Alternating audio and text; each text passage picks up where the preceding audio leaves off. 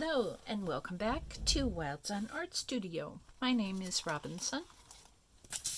Please do like, comment, subscribe, and share this video. Thank you very much. So now that we have lots of colored papers, I think this one went sort of like that-ish. No, it went sort of like that. This is acrylic painted paper, and it's actually paper that the Canson Paper Company makes that has a texture to it. I don't think you can see it on this, but it kind of looks like it's woven, like it was canvas. And so it says for oil and acrylic on the cover. And I'm pretty sure that there are more paper companies than just Canson that make this acrylic and oil paper. So I took some acrylic and painted it, and there was a whole lot of paint on the paper. And I know I will have showed you this. I put another piece of paper down and kind of rubbed it in and then pulled off the second piece of paper, and I ended up with these extremely lovely, let's see if we can, yeah, right there and right there, these kind of they look like, to me, they look like seaweed. I just love them. I just love them. So I wanted to make this into a book. So I got the top off so that it would measure, kind of, sort of, a traveler's notebook. So this is American paper, imperial measurements. This is 4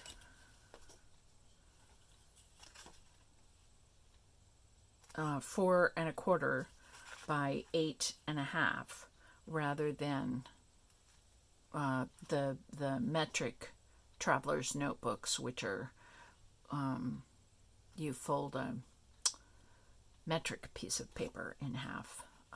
This is the 8 1/2 direction, folded in half to 4 1/4. Because I live here in the States. What are you going to do? So in my book, I am going to have a place to write and a place to store. I'm going to put some little pockets in here so I can store little ephemera things. I'm going to sew them both in our time together today. And actually, I already have some thread that is in a needle, so that's fun. So here's how we do it. We get an awl. Yes, you can do it with a push pin or whatever you want. I find it much easier on my hands when I use an awl. I'm going to, with my eye, try to find center, and I think that's about it. And I'm going to poke through with my awl. And then I'm going to come up about 1 inch from the bottom, right along that. That's a very generous inch. Come down a little. And again, poke that through the fold here. And then another inch or so this way, so that there are 3 holes more or less evenly spaced. And if you want to measure this out, righteous, you go do that. I'm going to put some tape right here on the spine to help this book last a little while. And what color of tape am I going to use? Well, I could use blue. I could use green. Ooh, I have some sort of manila colored. So I think I will use this. Where is the end? Here it is.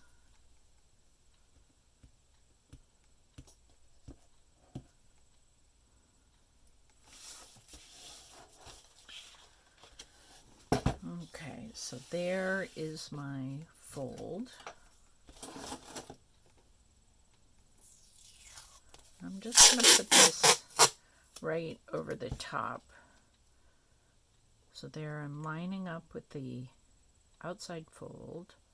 Bring it down, hopefully at more or less the same speed. Get that. So this is masking tape. It is not the strongest tape in the world.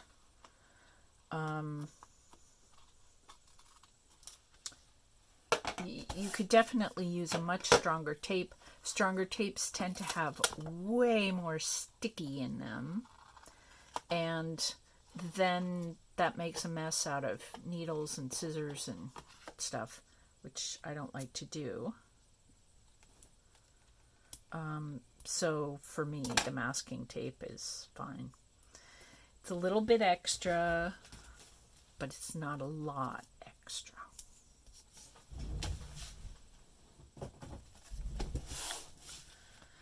So now I'll refold those edges, those folds, so that we can see the spine. Oh, by the way I did the measuring was I put this in my, what are they called? You know, the things you make. Sorry, it's going to be one of those word days. These things, what are they called? Yeah, one of those vocabulary days. So, I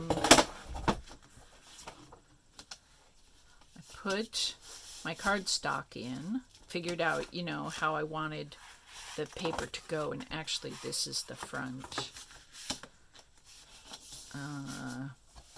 So I got my stack of paper folded, and I put this in, and even though I folded the paper in half, so it's supposed to be 4 1/4, I just thought I would give the cover 4 3/8 rather than 4 2/8. So I used the bone folder. Scoreboard, that's what this is. So I scored at 4 3/8, and then I gave myself 1/4 of an inch, 2/8, to have as a spine, and then I measured another 4 3/8 to be the back cover. Scoreboard, of course, because I'm scoring paper. And then I think you can see that that leaves me quite a bit of room in here, and so I have plenty of room to add in a little ephemera folio thing on the witch. And if I wanted to, I can also, I could have painted the inside, but I actually kind of like the inside to be a working inside, and if I have paint on it, it makes gluing a little trickier. I'd rather glue on paper. The Elmer's grabs a little better. Yes, I could use stronger glue. Yes, I could. I can either make a pocket down here to tuck some things in. You know, and I might do that, and I think I'll make it the kind of pocket that has tabs, you know, on the outside. So I get the full width of the 4 1/4-ish. All right, so here's the front cover, and here is the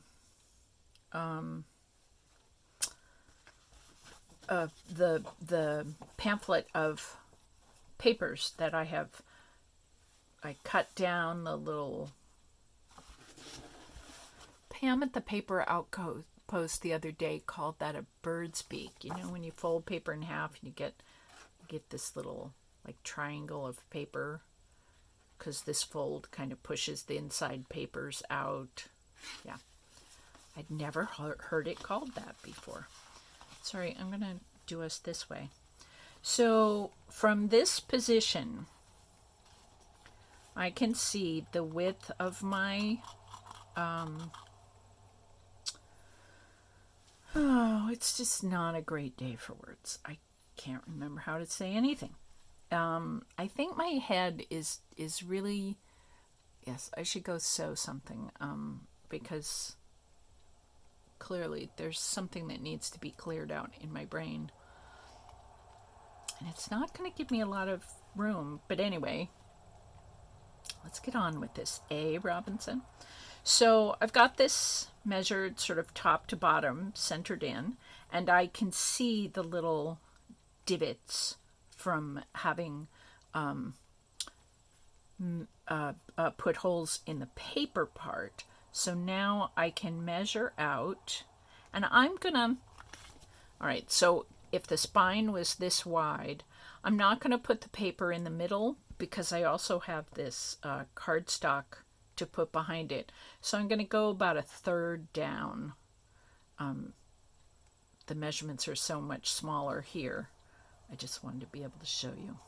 So I'm not going halfway across. I'm only going about a third of the way across.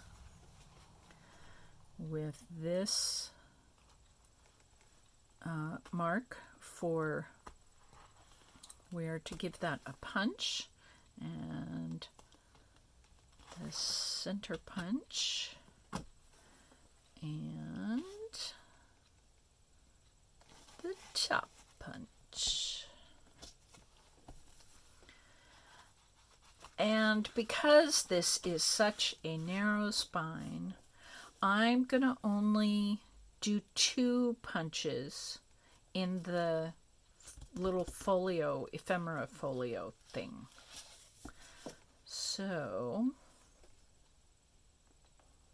I'm just guessing.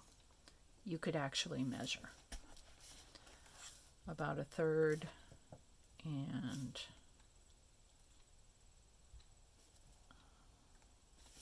about a third. Whoops. And then again, I can see the little divots, punch marks from where I put holes in that. And this, if the spine was this wide and I went 1/3 to make the holes for the paper, I'm going to punch these holes for the folio right there at about 2/3. So there's the mark on the folio, and whoops, there is my mark on the cover, and there's the other mark. All right. So as long as I'm standing here, sitting here with the folio, I like keeping my tails inside. Different people like to do it different ways, and that's what makes all our books not exactly the same and different and kind of fun. So do it the way you like to do it. You can have your tails inside, or and put little charms, little paper charms on the end, or you can do them outside and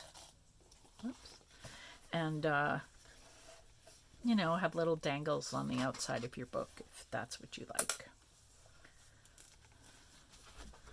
And there are even lots of other things you can do from there. So this is a surgeon's knot where I went around twice. Put my finger on that. And this is just a regular knot where I'm just going around once. There we go. And now let's sew in her signature. It's a signature, not a pamphlet. I mean, it is kind of a pamphlet, but Anyway, so I like to sew from the inside and from the top so that my little dangled threads have lots of space to roam around inside the book.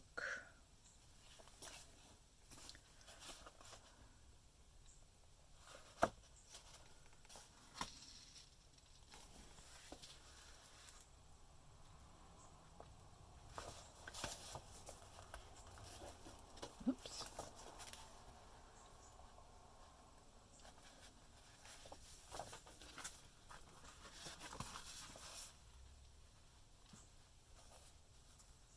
No, don't go anywhere. Wait, stop.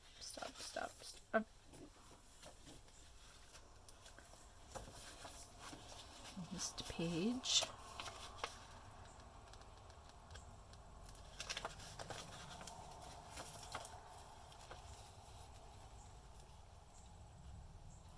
And out again at the bottom. And through the cover.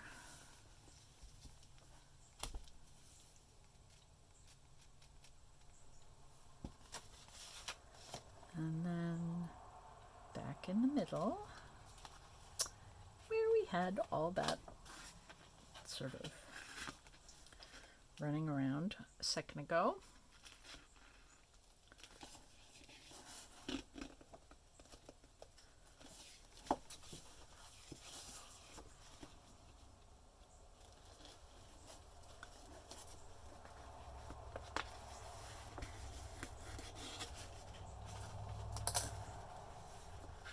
And let's pull all of this taut, get everybody in line. So go around the thread once, and then go around a second time.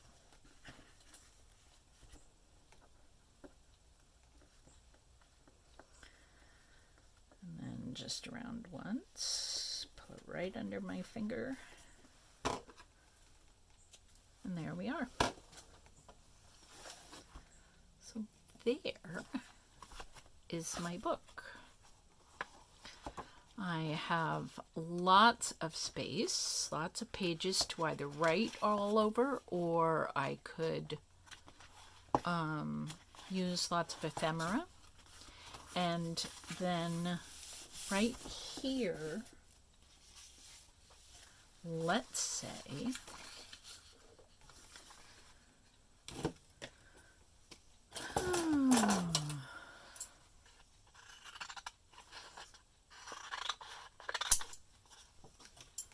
so I'll make lots of pockets for this, but I'll just show you the kind of pocket I make for my little ephemera folios. So I do a 3 glue pocket. 1, 2, 3.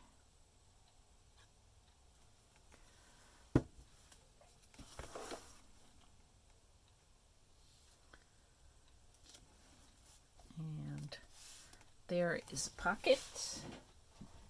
And that's blue.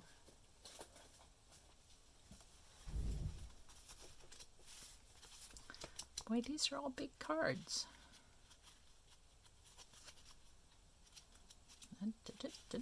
Here. There's a card that will fit, I think. Ta-da!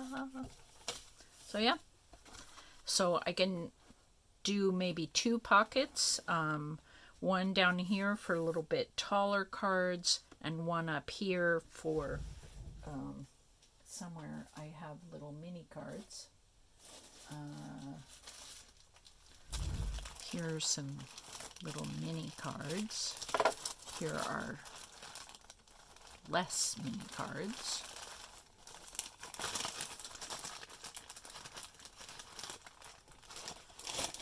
Yeah, so I could do just a little thin pocket up here, so I have a place to put little tiny cards and ephemeras. So here we go. This is just another in the long list of things that we can do with hand-colored papers. This was acrylic painted acrylic paper from Canson or from any company you want. And I love these traveler's notebook size papers. Size books. They fit in my purses really well. They even fit in coat pockets. They're very convenient to take out in the world, and I like that about them. So I wish you convenience, happy trips out into the world, lots of ephemera, many pretty colors, and time in your art room where you don't have to talk when your vocabulary flies out the window because your brain is busy doing something else. I wish you a delicious week, and I'll see you next time. Alrighty, bye.